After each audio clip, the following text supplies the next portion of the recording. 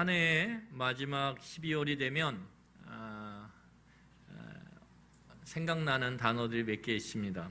먼저 이게 12월이 되면 어린 시절을 떠올리게 되죠. 어린 시절을 떠올리면 12월은 딱 떠오르는 단어가 뭐냐면 12월 하면 겨울방학이에요.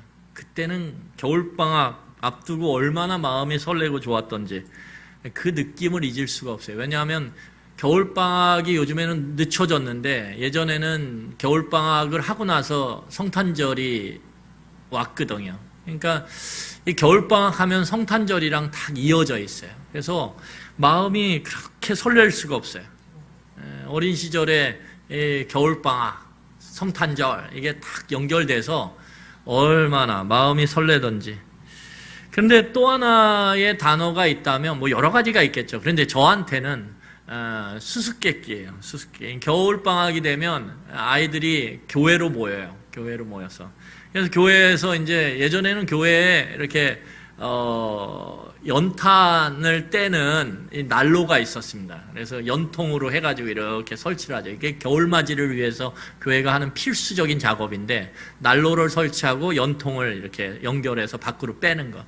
근데 거기 그 난로 위에다가 뭐 이렇게 구워 먹는 것들을 갖고 와가지고 구워 먹으면서 도란도란 이야기를 하는 게 그렇게 재밌었어요. 그래서 교회 가는 게 하루에 겨울방학이 되면 반드시 해야 되는 일이죠. 그러면 모여가지고 친구들하고 같이 이제 퀴즈죠, 퀴즈. 재밌는 얘기들을 같이 하면서 같이 낄낄거리고 웃던 기억들이 머릿속에 아련해요. 그런데 세월이 지나면서 보니까 사는 것 자체가 수수께끼더라고요. 사는 것 자체가 수수께끼예요.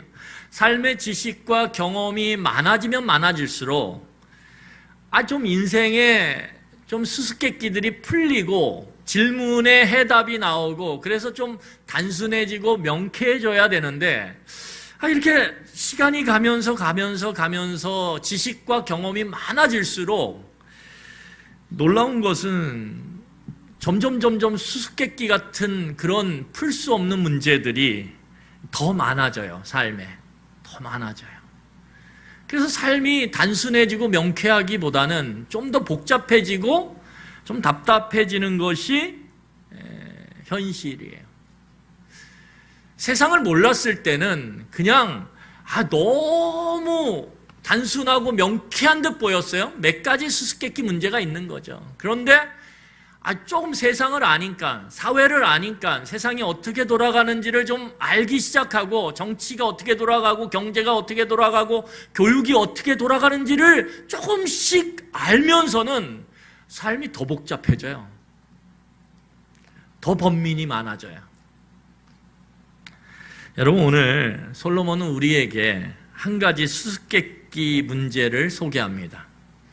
우리 함께 솔로몬이 오늘 본문에서 소개하는 수수께끼, 해 아래의 수수께끼 문제를 같이 살펴보면서 인생의 지혜를 얻는 시간을 함께 갖기를 원합니다. 여러분, 오늘 본문을 보면 솔로몬은 이 본문을 시작하면서 질문을 던지며 시작해요. 질문의 내용은 무엇이냐면 우리가 8장 1절에서 보았던 것처럼 누가 사물의 이치를 알겠느냐 하는 질문이에요. 누가 사물의 이치를 알겠느냐. 여기서 사물의 이치라는 것은 뭐 우리가 다 아는 것처럼 뭐죠? 세상이 돌아가는 원리죠.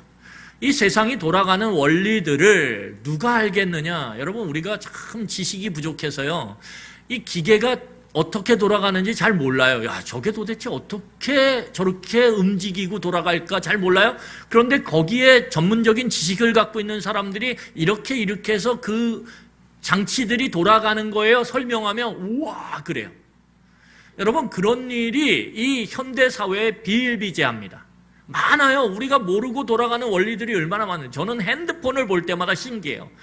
도대체 핸드폰에 이 조그만 기계를 통해서 어떻게 음성이, 문자가, 영상이 하늘을 날아가지고 글로 갈까? 저는 지금 생각해도 신기해 죽겠어요. 아무렇지도 않게 당연한 듯이 쓰는 이 핸드폰이 우리의 삶 가운데 얼마나 놀라운 신세계를 열었는지 몰라요, 여러분. 근데 그 원리를 저는 아직도 잘 이해가 안 돼요.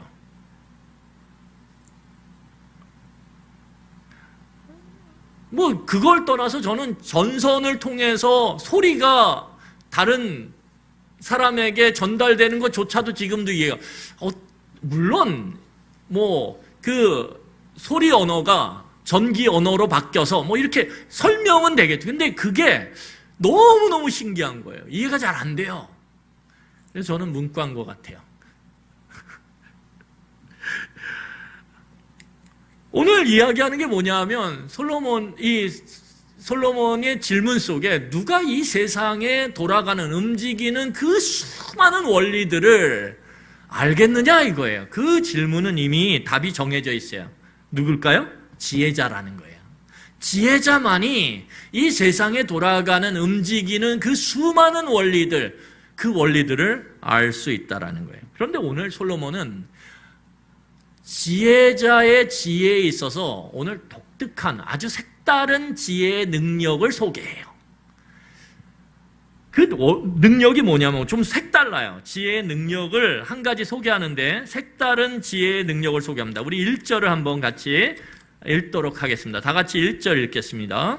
누가 지혜자와 같으며 누가 사물의 이치를 아는 자이냐. 사람의 지혜는 그의 얼굴에 광채가 나게 하나니 그의 얼굴에 사나운 것이 변하느니라. 여러분, 지혜의 아주 색다르고 독특한 능력이 뭐냐 하면 지혜가 사람의 얼굴을 바꾼다라는 거예요.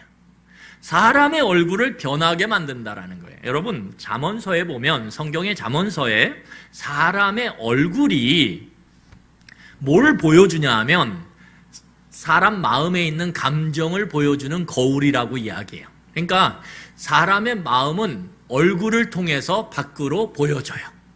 이게 잠언서에 나오는 이야기입니다. 그런데 잠언서에 또 뭐라고 얘기하냐면 그 사람의 마음을 조절하는, 그 사람의 마음을 뜨겁게도 만들었다가 그 사람의 마음을 차갑게도 만들었다가 그 사람의 마음을 흥분되게도 만들었다가 그 사람의 마음을 잠잠하게도 만드는 그 마음의 조절기가 뭐냐 하면 지혜라고 얘기해요.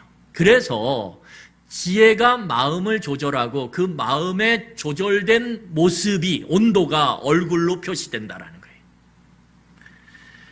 여러분, 그런데 오늘 성경에서 이 지혜자가, 이 솔로몬이 이야기하는 게 뭐냐면 지혜가 그래서 결국 사람의 얼굴의 모습을 바꾸어 버린다라는 거예요. 이게 지혜의 아주 색다른 능력이죠.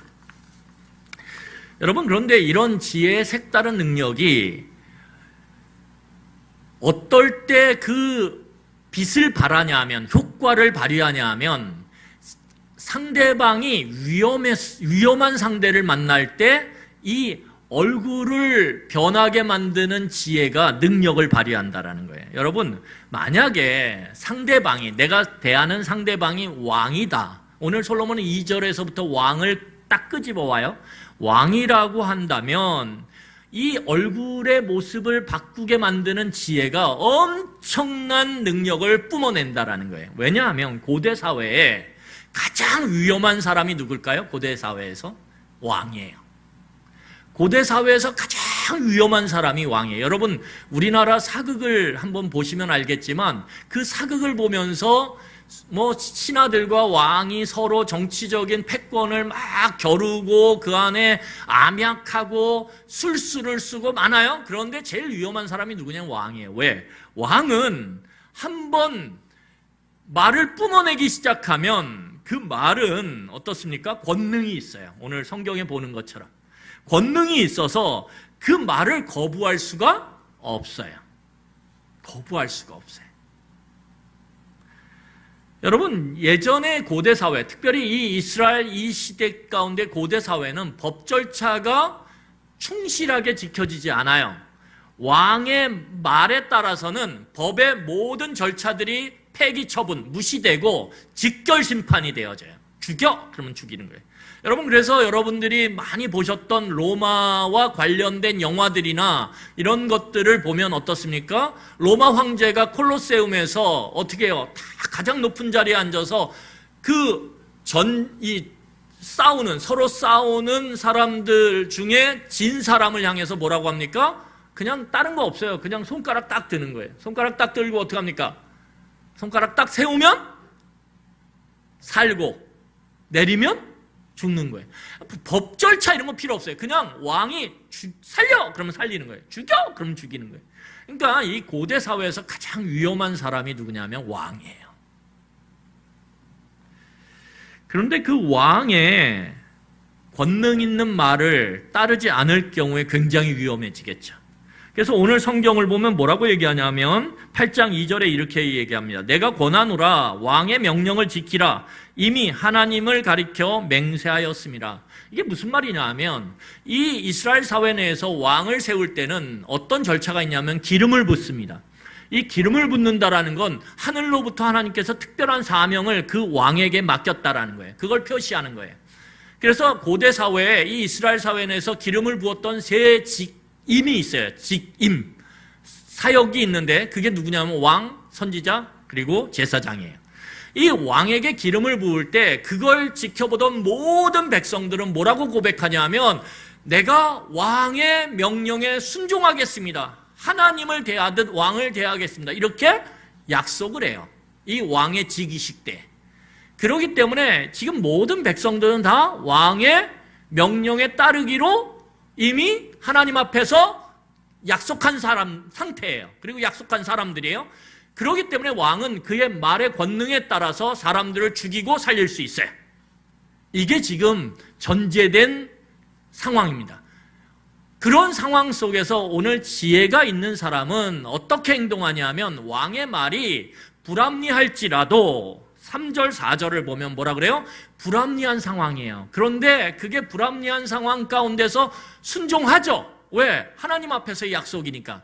그런데 문제는 무엇입니까? 순종하고 안 하고의 문제가 아니에요. 순종하는데 무조건 순종해요. 그런데 문제는 그 순종하는 상태에서 내 마음 가운데 왕의 명령이 불합리해, 옳지 않아 이런 생각이 있으면 그 마음의 상태가 몸은 순종하는데 마음의 상태, 순종하지 않고 거부하는 그 마음의 상태가 어디로 나타나요?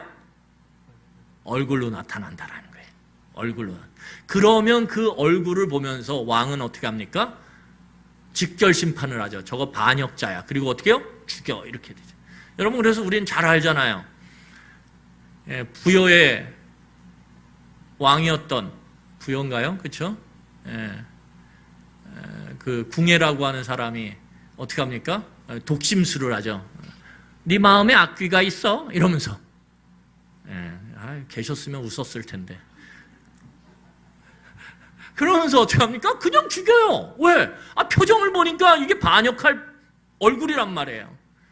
여러분, 그런 것처럼 굉장히 위험한데 그 상황 가운데서 그 얼굴 표정을 어떻게 해요? 이때에는 이 상황 가운데서는 절대 얼굴에 불만스러운 표정 내면 안 되겠구나. 이걸 조절하는 게 뭐예요? 그 사람 안에 있는 지혜라는 거예요. 그러니까 여러분, 지혜가 있는 사람은 직장 생활하면서도 어때요? 불만이 있죠. 그런데 얼굴에 어떻게 해요? 불만이 나타나질 않아요. 그런데 지혜가 없으면 어떻게 합니까? 울그락불그락해져가지고 상사한테 할게요! 이래요. 그런데 뭐예요? 그 말 속에는 싫어요! 이런 거죠. 상사한테는 할게요로 들리는 게 아니라 싫어요! 이렇게 들리는 거예요. 그러니까 지혜롭지 못하면 때와 상황을 분별하지 못해요. 자기 입장을 분별하지 못해요. 자기 위치를 분별하지 못해요. 그래서 어떻게 합니까? 몸은 어쩔 수 없이 월급 받아 먹고 사는 거니까 움직이는데 마음 안에서는 그 불만이 얼굴로 다 드러나죠. 그러면 문제는 뭐예요? 이런 악한 세상 가운데서는, 이 험악한 세상 가운데서는, 위아래가 있는 세상 가운데서는, 상사와 부하 직원이 있는 이 상태에서는 어떻다라는 거예요? 위험하다라는 거예요. 위험하다라는 거예요. 아주 위험하다라는 거예요. 그래서 여러분, 오늘 솔로몬이 이야기하는 것이 무엇입니까? 이 위험이 곳곳에 다 도사리고 있는 이 세상 가운데서는 이 얼굴을 바꿀 수 있는, 얼굴을 바꾸어 만들 수 있는 그 때와 상황을 분별해서 얼굴 표정을 싹 바꿔낼 수 있는 이 마음의 지혜가 굉장히 중요하고, 이 지혜를 이 위험이 도사리고 있는 이 세상 가운데서 잘 활용하라는 거예요. 이게 솔로몬의 지혜, 이 색다른 지혜를 잘 활용하면 너가 세상 가운데서 그 위험을 피해갈 수 있다는 거예요. 그래서 뭐라고 얘기하냐면 이렇게 이야기해요. 뭐라고요? 6절입니다. 우리 6절을 다 같이 읽겠어요. 6절 우리 읽겠습니다. 같이 읽겠습니다. 무슨 일에든지 때와 판단이 있으므로 사람에게 임하는 화가 심함이니라. 여러분, 무슨 일이든지 때와 판단이 있어요. 이 때와 판단을 제대로 지혜로 하지 못하면 어떻게 되냐 하면 우리의 마음이 얼굴로 드러나서 울그락불그락해져요. 그러면 어떻게 될까요? 화가 심하게 임한다라는 거예요. 그 사람에게.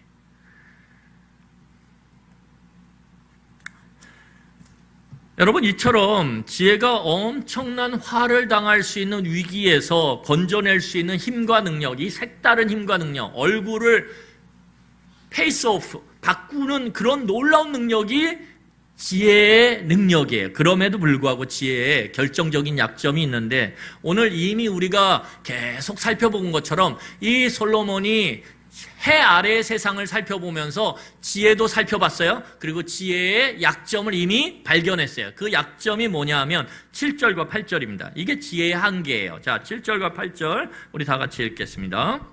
사람이 장래 일을 알지 못하나니 장래 일을 가르칠 자가 누구이랴. 바람을 주장하여 바람을 움직이게 할 사람도 없고 죽는 날을 주장할 사람도 없으며 전쟁할 때를 모면할 사람도 없으니 악이 그의 주민들을 건져낼 수는 없느니라. 여러분, 여기 보면 이미 솔로몬이 해 아래의 세상을 살펴보고 지혜를 살펴보면서 이미 알게 된 사실, 지혜의 한계를 이야기해요. 다시 언급하는 거죠. 그런데 지혜의 한계가 뭐냐면 두 가지예요. 하나는 미래를 알 수 없다라는, 당연하죠. 어떤 지혜자도 미래를 알 수가 없어요.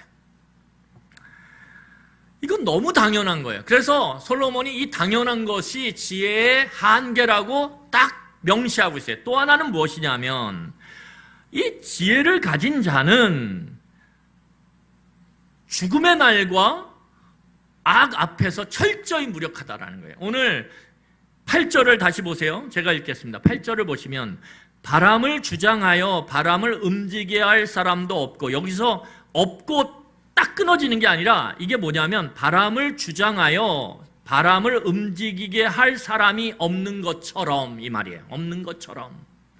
여러분, 바람을 막 주장해서 자, 동에서 서로 불어라, 서에서 남으로 불어라, 이렇게 주장하는 사람이 어디 있어요? 없어요. 없어요. 물론 그 삼국지에 보면 제갈공명이 그 바람을 이렇게 적벽대전에서 바람의 방향을 바꾸는 그런 일을 해요. 적벽대전에 보면 삼국지의 3대 대전 중에 적벽대전이 나오거든요. 어마어마한 배를 통해서 해상 싸움인데, 물에서 하는 싸움인데 바람의 방향을 바꿔요. 이거는 이제 이야기죠, 이야기. 그런데 바람의 방향을 내 맘대로 주장해서 바꿀 수 있는 사람이 없는 것처럼 뭐예요? 죽는 날도 주장, 여기서 똑같죠. 주장. 죽는 날도 내 맘대로 정해서 나 며칠 날 죽을 거야, 나 몇 월 며칠 몇 시에 죽을 거야, 이렇게 죽음을 주장할 사람도 없다라는 거예요. 없죠, 당연히. 또 하나는 뭐냐면 전쟁을 할 때 모면할 사람이 없는 것처럼, 여러분, 전쟁이 한번 터지면 거기에서 빠져나올 수가 없어요. 다 전쟁의 그 영향력 아래 있는 거죠. 그것처럼 악이 그의 주민들을 건져낼 수 없느니라. 악이 그의 주민들, 악인들을, 그 악의 주민은 누구죠? 악인들이죠. 악이 악인을 건져낼 수 없다는 거예요. 무슨 말이냐면 악은요, 그 포악하기 때문에 한번 악이 그 사람을 지배하기 시작하면 그 사람은 그 악에서 빠져나오기가 쉽지가 않아요. 쉽지가 않아요. 엄청 어렵다는 거예요. 우리 여러분 영화 같은 거 보면은 조폭세계에 발을 담궜다가 어떻게 해요? 나중에 이렇게 얘기하잖아요. 내가 도저히 빠져나가고 싶은데 빠져나갈 수가 없어, 이렇게. 악은 한번 딱 잡잖아요, 우리를. 우리의 마음 가운데 악이 딱 지배하잖아요. 그러면 뭘로 변해요? 우리는 점점 악마로 변해가요. 악마처럼 변해가요. 그 악에서 빠져나올 수가 없어요. 그게 악의 포악성이에요. 여러분, 이 두 가지, 미래를 알 수 없어요. 그리고 죽음과 악에서 우리는 자유롭지 않아요. 무력해요. 이것이 솔로몬이 이 해 아래의 세상의 모습을 보면서, 지혜를 살펴보면서, 아, 이게 지혜의 한계구나, 이미 알았어요. 알았는데 여기서 중요한 건 무엇입니까? 그 지혜의 색다른 능력과 지혜의 그 한계를 이미 알고 있는 솔로몬이 그걸 동시에 마음에 두고 어떻게 하냐면 해 아래의 세상의 모든 일을 다시 살펴보기 시작해요. 내가 이거 알았어. 처음엔 실수했어. 처음에는 지혜가 너무 능력이 큰 줄 알고 그냥 거침없이 지혜로 뭔가를 다 해결하려고 그랬는데, 안 되는 게 있네, 안 되는 게. 그거 이미 알았어. 그리고 나서 그걸 염두에 두고 이제 다시 한번 해 아래 세상을 살펴보겠다라는 거예요. 그런데 그 해 아래의 세상을 살펴볼 때 놀랍게도 솔로몬이 발견한 게 무엇이냐 하면 오늘 구절을 보면 이렇게 나옵니다. 구절을 보세요. 내가 이 모든 것들을 보고 해 아래에서 행하는 모든 일을 마음에 두고 살핀즉, 이 모든 것들을 이미 알고 봤어요. 아까 이야기했던 지혜의 능력, 지혜의 한계 이미 봤어요. 그리고 그걸 마음에 두고 어떻게 했어요? 이제 다시 해 아래 세상을 살펴보겠다라는 거예요.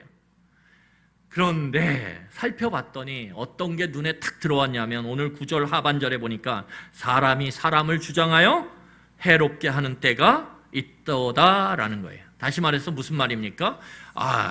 아까 이야기했던 해 아래 세상에서 포악한 왕이, 나쁜 왕이 그 막강한 힘을 갖고 무고한 사람들을 어떻게 합니까? 막 해집는 거예요. 그래서 엄청난 피해를 주는데 그거 아랑곳하지 않고 어떻게 합니까? 자기의 이익을 쫓아서 권력을 무차별적으로 무분별하게 사용을 하는 거예요. 여러분, 우리가 참 이거 사극을 얘기하게 되는데 참 사극 볼 때 그 평민들이 왕의 권력에 의해서 어떻게 합니까? 무차별적으로 인권 유린을 당해요. 자기의 재산을 착취당해요. 노동력을 착취당해요. 그럴 때 어떻게 합니까? 마음이 아파요. 서민의 그 백성의 입장에서 보면 이건 용납할 수 없는 포악성이에요, 악에. 근데 왕의 입장에서 보면 어떻습니까? 저렇게 한번 권세와 권력 부리고 살고 싶다. 이렇게 느낄 수 있죠. 그런데 그 민초들의 입장에서 보면 왕이 뿜어내는 그 악의 포악성이 어마어마하다라는 거예요. 오늘 솔로몬이 그걸 보는 거예요. 권력 있는 사람이 권력 없는 그 연약한 사람들을 무차별적으로 자기 이익을 위해서 쥐어짜는데 어떻게 쥐어짜요? 꽉 쥐어짜죠. 우리 빨래를 이렇게 쥐어짜듯이 사람들을 쥐어짜. 저건 너무하다 싶은데 끝까지 그렇게 쥐어짜요. 여러분, 그런 잔인한 장면 영화에서 많이 보잖아요. 그걸 발견한 거예요. 그걸. 어떻게 이렇게 세상이 악할까? 그런데 여러분, 오늘 솔로몬이 봤던 그런 권력자들의 횡포는 아무것도 아니에요. 왜요? 더 경악할 만한 모습을 살피면서 발견하게 돼요. 그게 뭘까요? 10절부터 12절이에요. 우리 10절부터 12절 한번 한찬히 한번 읽어보겠습니다. 얼마나 경악스러운 모습이 나타나는지. 자, 10절부터 12절 상반절까지 한번 보도록 하겠습니다. 그런 후에 내가 본즉 악인들은 장사 지낸 바 되어 거룩한 곳을 떠나 그들이 그렇게 행한 성읍 안에서 잊어버린 바 되었으니 이것도 헛되도다. 악한 일에 관한 징벌이 속히 실행되지 아니하므로 인생들이 악을 행하는 데에 마음이 담대하도다. 죄인은 100번이나 악을 행하고도 장수하거니와.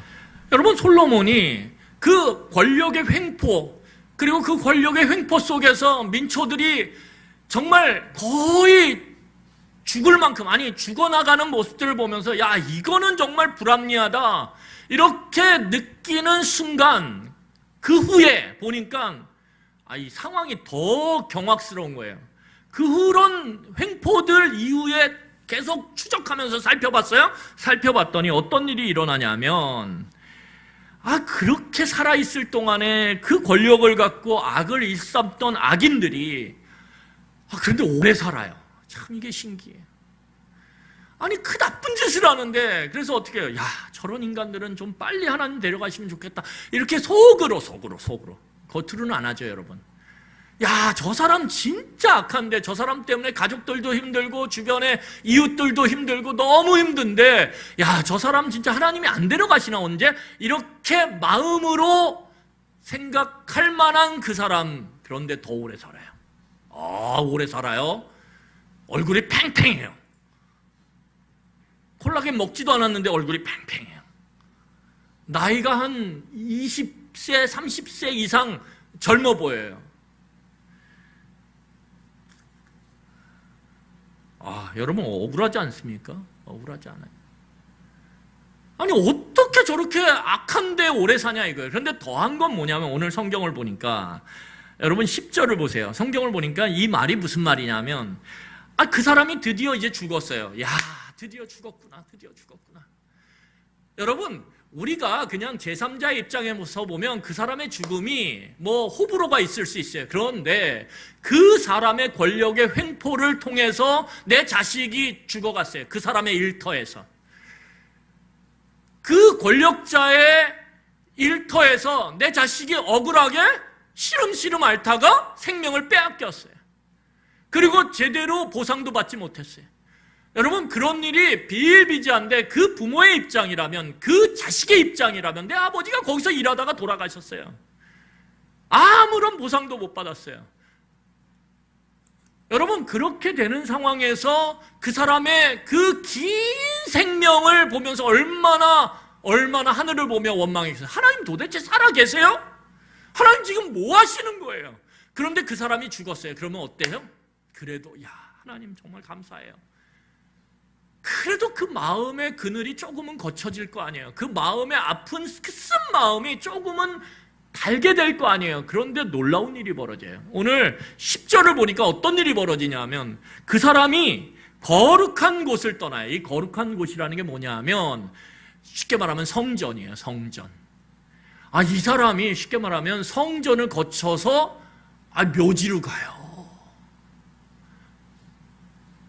무슨 말이냐면 이 사람이 너무너무 성대한 장례식을 통해서 그 조상의 묘실로 멋지게 쫙 들어가는 거예요. 지금 말로 말하면 너무너무 성대하게 많은 사람들이 둘러싸인 가운데 긴 리무진, 몇십 미터짜리 리무진에 그 안치되어서 어떻게 합니까? 온갖 데를 다 돌아요. 무슨 시청, 무슨 광화문, 어쩌고 저쩌고 다 돌아요. 그러면서 사람들이 거기서 막 울고. 여러분 생각해 보세요. 이걸 참아 볼 수 있겠습니까? 그 사람 때문에 억울하게 죽음을 당한 사람은? 그 가족은? 이런 일이 세상에서 벌어진다는 거예요. 여러분 얼마 전에 대기업 오너가 유명을 달리했어요. 오랫동안 병원에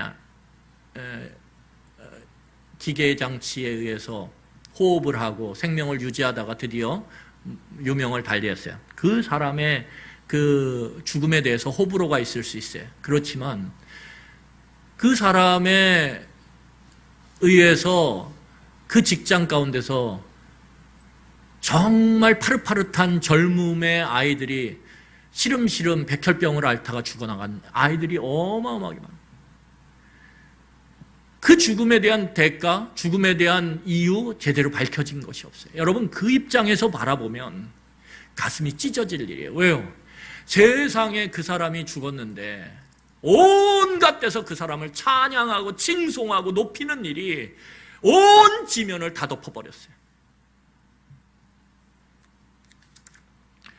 호불호 있을 수 있다는 거예요. 잘한 일도 있고 못한 일도 있는 거예요. 사람이 어떻게 다 잘한 일만 있겠어요.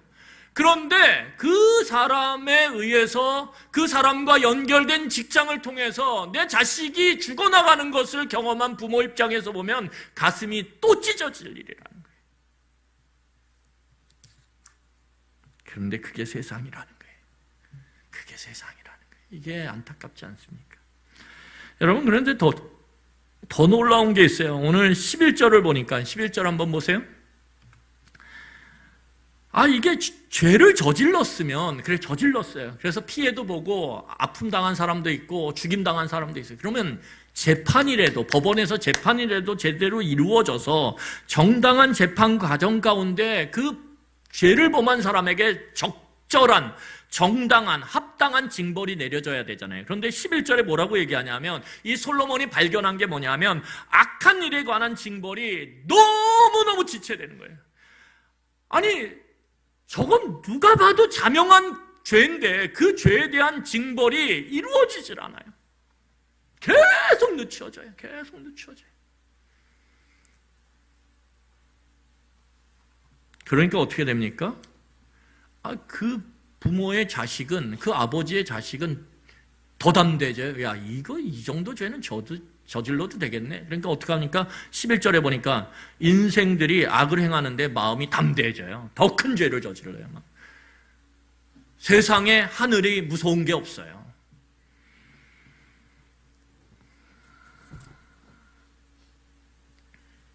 여러분, 이게 뭐예요? 오늘 우리가 이 본문에서 딱 잡아야 되는 감춰진 단어가 있어요. 꼭 기억하세요. 오늘 이 8장의 본문에서 우리가 딱 잡아내야 되는, 보이진 않아요. 그런데 그게 뭐냐면 우리가 7장 지난주에 살펴봤던 지나침이에요. 악의 지나침. 오늘 보니까 솔로몬이 악의 지나침을 너무나 분명히 그 해 아래의 세상을 살펴보면서 보기 시작하는 거예요. 여러분, 그래서 7장 17절에 보면 이렇게 나와요. 제가 그냥 읽겠습니다. 7장 17절에 전도서. 지나치게 악인이 되지 말며 지나치게 우매한 자도 되지 말라. 어찌하여 기한 전에 죽으려고 하느냐. 오늘 솔로몬은 악의 지나침의 모습을 너무 분명하고 선명하게 보는 거예요. 그런데 여러분, 여기에서 끝나지 않아요. 세상의 악과 악인의 지나침은 여기서 끝나지 않고 더 나아갑니다. 14절 한번 보겠습니다. 얼마나 어디까지 가느냐인지 한번 살펴보도록 하겠습니다. 야, 이 세상이 이래도 돼? 정말 악하지 않아? 이럴 정도로 나가는데, 자, 우리 14절 악의 지나침이, 악인의 지나침이 어디까지 가는지 한번 보겠습니다. 14절 같이 읽겠습니다. 세상에서 행해지는 헛된 일이 있나니 곧 악인들의 행위에 따라 벌을 받는 의인들도 있고 의인들의 행위에 따라 상을 받는 악인들도 있다는 것이라. 내가 이르노니 이것도 헛되도다. 여러분, 오늘 솔로몬이 더 지켜봤어요. 더 살펴봤어요. 그런데 악과 악인이 어디까지 가냐 하면 악인과 의인이 상황이 뒤집어져요. 무슨 말이냐 하면 법원을 보니까 악인이 죄를 지었는데 악인이 그 죄의 대가인 벌을 받는 게 아니라 아무런 죄가 없는 무고한 사람이 죄를 대신 받아요. 벌을 대신 받아요. 법원에서 재판이 다 뒤집히는 거예요. 법원에서 죄를 묻지 않아야 될 사람한테는 너무 과중한 죄의 대가를 물어요. 죄를 물을 사람한테는 죄를 다 삭감해줘요. 아니, 뒤집힌 판결이 일어나는 거예요. 아니, 재판도 너무너무 지체돼서 재판 과정이 제대로 이루어지지 않아요. 그래서 화가 나는데, 문제는 뭐냐 하면 그 재판이 겨우 이루어졌어요. 아주 그냥 끌다 길게 끌다가 겨우 재판이 이루어졌는데 그 재판마저도 뒤집어버려요. 법원에서. 공정해야 되는 법원에서 죄를 묻지 않아야 될 사람에게 죄를 묻고 죄를 물어야 될 사람에게 죄를 묻지 않아요. 이런 일들이 일어나는 거예요. 그러니까 이 솔로몬이 이 해 아래의 세상의 모습을 보면서 마음이 뒤집어지는 거예요. 마음이 뒤집어지는 거예요. 또 하나는 무엇입니까? 오늘 보니까 의인들이 열심히 의로운 행위를 했어요. 그러면 그 사람들이 상 받아야 될 거 아니에요. 그런데 직장 사회를 보니까 세상의 어떤 그런 이 사회 공동체를 보니까 밑에 있는 직원이 열심히 일해가지고 밤잠 안 자고 열심히 고생해가지고 성과를 냈는데 그걸 누가 다 가져가요? 그냥 사인 한 번 한 저 위에 있는 사람들이 그 성과를 다 가져가요. 다 가져가요. 그래가지고 이 밑에서 밤잠 안 자고 그렇게 고생해서 그 성과를 냈던 직원이 어떻게 합니까? 혼자 요즘 코로나니까 또 그렇게 하면 안 되잖아요. 저 구석진 데 가서 어떻게 해요? 혼자 술잔을 기울이며 이 망할 세상, 이 빌어먹을 세상, 이런 힘 있는 자만이 살아가는 세상, 이러고 한탄하며 자기의 삶을 후회해요. 그리고 내일 아침에 또 그 직장을 가야 돼요. 여러분, 이런 현실이 일어나고 있다는 거예요. 그래서 오늘 솔로몬은 이 해 아래의 세상 가운데 만연된 악의 모습, 그리고 악인의 모습을 보며 절망합니다. 절망해요. 그래서 뭐라고 얘기하냐면 해 아래 사는 것이 헛되다 이렇게 얘기해요. 부질없다. 절망이죠. 솔로몬은 도저히 해 아래의 이 모습을 이해할 수가 없었어요. 그래서 오늘 솔로몬이 의문을 제시해요. 왜요? 솔로몬이 어렸을 때부터 말씀을 배우고 그 배움을 통해서 알고 있던 해 아래 세상은 자기가 지금 보고 있는 세상이 아니라는 거예요. 여러분 10절을 보세요. 오늘 전도서 10절을 보세요. 8장 10절을 보면 솔로몬이 이렇게 얘기해요. 그런 후에 내가 이미 미래와 죽음과 악의 문제는 어찌할 수 없다라는 거 알아. 그거 전제해 놓고 내가 한번 이제 해 아래 세상을 다시 살펴볼게. 오늘 본다라고 얘기해요. 뭐요? 보고 경험하는 거죠. 그런데 그 솔로몬이 이미 마음의 준비를 하고 다시 세상을 보기 시작하는데 그 보고 경험하는 세상이 치를 떨 정도로 어마어마하게 무자비하고 너무 포악하다라는 거예요. 그런데 그 솔로몬이 어린 시절부터 하나님의 말씀을 배우며 알고 있었던 건 뭐냐면 12절 하반절부터 13절이에요. 알고 있었던 그 해 아래의 모습은 뭐냐면 우리 한번 같이 읽도록 하겠습니다. 12절 하반절부터 13절이에요. 같이 읽겠습니다. 또한 내가 아노니 하나님을 경외하여 그를 경외하는 자들은 잘될 것이요 악인은 잘되지 못하며 장수하지 못하고 그날이 그림자와 같으리니 이는 하나님을 경외하지 아니함이니라. 여러분 거기 보면 뭐라고요? 또한 내가 아노니. 여러분 이 본문이 굉장히 복잡하게 꼬여져 있어요. 그래서 하나하나 잘 풀어야 돼요. 아까는 10절에서 본 거예요. 내가 다시 마음의 준비를 잘하고 세상이 뭐 그렇지 뭐 내가 마음의 준비 잘하고 한번 세상의 그 원리들을 한번 파악해 봐야지. 그렇게 하고 들어간 거예요. 그런데 그게 상상도 못할 그 악의 포악성이 그 안에 쫙 펼쳐져 있는 거죠. 그리고 나서 자기가 생각하는 거예요. 뭐라고요? 내가 알고 있는 건. 그래서 12절 하반절에 뭐라 그래요? 내가 배워서 아는 것은 뭐냐 하면 하나님을 경외하면 잘 되고 장수하는 거예요. 이게 말씀에서 솔로몬이 배워서 알고 있는 거예요. 그런데 이 두 개가 이상의 세계와 현실의 세계가 어떻게 해요? 충돌하고 있는 거죠. 엄청난 차이 가운데서. 이게 이상과 현실의 차이예요. 여러분, 이 이상과 현실의 깊은 그 사이에 놓인 깊은 웅덩이, 그 웅덩이 가운데서 솔로몬은 뭐라고 얘기합니까? 내가 도저히 이걸 파악할 수가 없어요. 그런데 솔로몬이 여기서 포기하지 않아요. 이 수수께끼 같은 문제, 왜 도대체 현실과 이상이 이렇게 차이가 나냐? 하나님의 말씀과 왜 오늘 이 인간 사회 가운데 이 악의 포악성이 이렇게 엄청난 차이를 만들어내고 있냐? 내가 여기서 포기하지 못했다. 나는 이거 도대체 포기를 못해. 나 더 이거 왜 그런지 알고 싶어. 그래서 어떻게 합니까? 16절과 17절에 보면 마음을 다해서 이걸 파악하려고 노력해요. 자, 우리 한번 16절, 17절 함께 읽고 말씀을 마무리하도록 하겠습니다. 16절, 17절이에요. 내가 마음을 다하여 지혜를 알고자 하며 세상에서 행해지는 일을 보았는데 밤낮으로 자지 못하는 자도 있도다. 또 내가 하나님의 모든 행사를 살펴보니 해 아래에서 행해지는 일은 사람이 능히 알아낼 수 없도다. 사람이 아무리 애써 알아보려고 할지라도 능히 알지 못하나니 비록 지혜자가 아노라 할지라도 능히 알아내지 못하리로다. 여러분 오늘 본문을 보면 솔로몬이 포기하지 않고 어떻게 합니까? 이 악의 문제, 이 현실 사회와 이상 사이의 차이를 알고자 지혜를 다 동원해서 세상에서 행해지는 일을 보았어요. 그런데 보니까 뭐예요? 사람들이 밤잠도 자지 않고 열심히 수고하고 애쓰고 있는 거예요. 애쓰고 있는데 그 애쓰는 가운데서 억울한 일이 일어나고 힘든 일이 일어나고 죽지 못해 사는 모습들이 보여지는 거예요. 그 가운데서 오늘 결론이 뭐냐 하면 오늘 7절을 보면 뭐라 그래요? 내가 다 살펴봤는데 하나님의 모든 행사, 하나님의 일하심을 이 해 아래에서 일하심을 다 살펴봤는데 오늘 뭐라 그래요? 능히 알지 못한다. 3번이나 반복해요. 이건 뭐예요? 도저히 모르겠다라는 거죠. 여러분 오늘 성경을 보면 두 가지가 딱 부딪혀요. 하나는 세상 가운데 지나친 악이 쫙 올라와요. 그리고 그 지나친 악을 살피고 바라보는 누구의 모습이요? 솔로몬의 지나친 지혜의 추구가 나와요. 이 지나침 우리가 지난주에 살펴봤어요. 지나친 지혜의 추구도 뭐예요? 결국 패망으로 인도하는 교만을 만들어낸다라는 거예요. 여러분, 지나친 악은 교만의 결과예요. 지나친 악을 갖고 있는 사람은 뭐예요? 이미 교만한 사람이에요.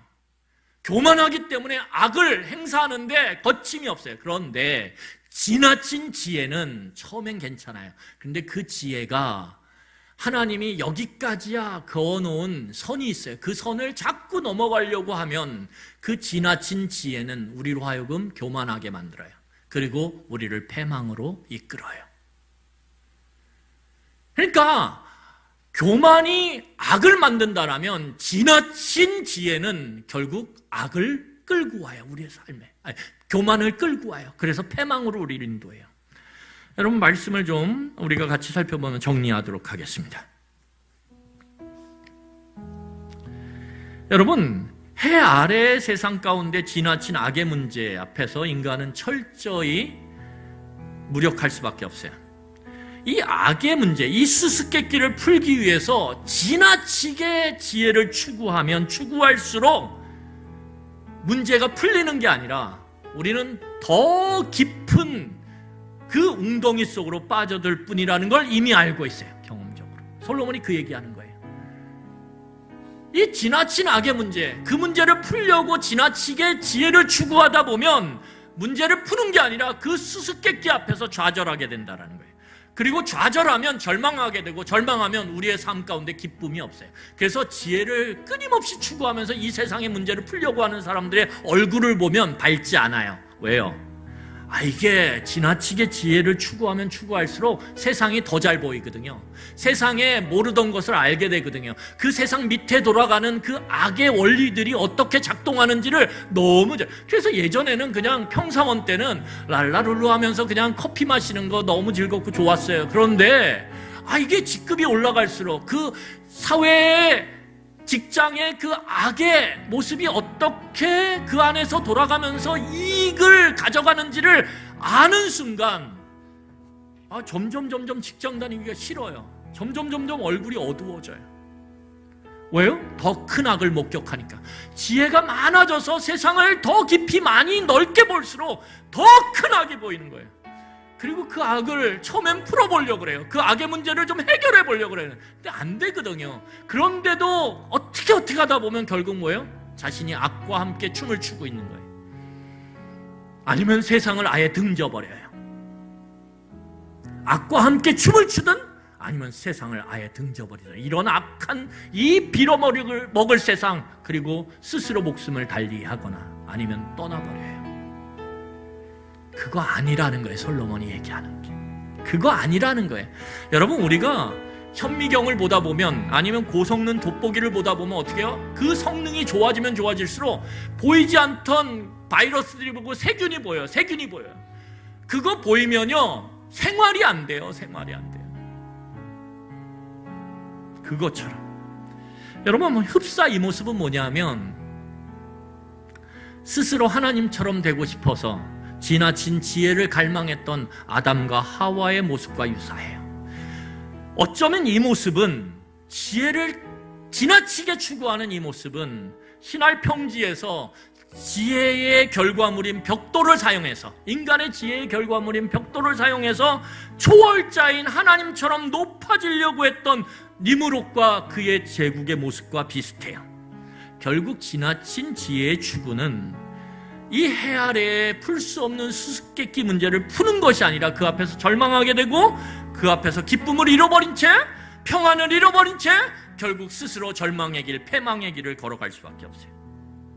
그래서 오늘 솔로몬이 우리에게 이 수수께끼의 문제를 푸는 과정 속에서 발견한 지혜를 또다시 언급해요. 이게 굉장히 솔로몬이 아주 놀랍게 얻은 지혜인 것 같아요. 그래서 몇 번이나 언급해요. 우리 15절 읽겠습니다. 읽고 마무리하겠습니다. 15절입니다. 같이 읽겠습니다.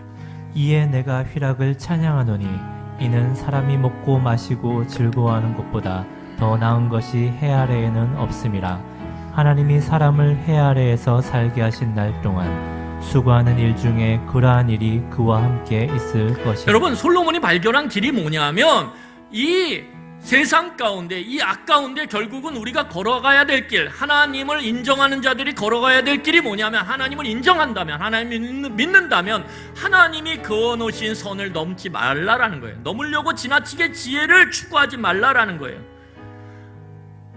적절하게 지혜를 추구하며 현재 주신 기쁨을 누리며 만족하라는 거예요. 여러분, 이건 나태함을 이야기하잖아요. 오늘 성경을 우리가 이미 살펴봤던 것처럼 이 솔로몬은 어떻게 합니까? 해 아래 사는 날 동안 힘써서 지혜를 추구하고 수고해요.